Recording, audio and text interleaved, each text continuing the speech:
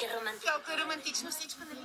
Може би с по-малко ароматни пръчици. Ако ми бяха казали преди 4 години, че накрая ще се оженим, щях да умра. Много благодаря. Но сега съм щастлива. Ти си най-важният човек в живота ми. Но това вече не се брои, вече не сме гаджета. Брои се, всичко се брои. Ако искаш, връзката ни да е прекрасна. Ако започнеш да не броиш разни неща, значи не ме обичаш както преди. И ако не ме обичаш както преди, всичко отива по дяволите. Но преди да отидя вампири, жадни за кръв. Видя ли какви ги забърка заради омразата си към майка ми? Прав си, изгреших. Майка ти е прекрасна жена, а аз съм буклук. Чак пак толкова? Спокойно. Хави, какво прави вчера цяла вечер? Не знам. Какво ти казах? Цяла вечер си играл с количките на съседа.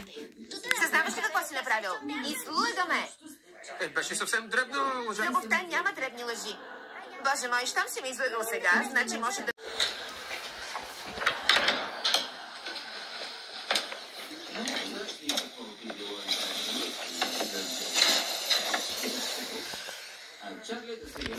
Още не ми се сърдиш. Възникнат още проблеми. Не, ще почакаме.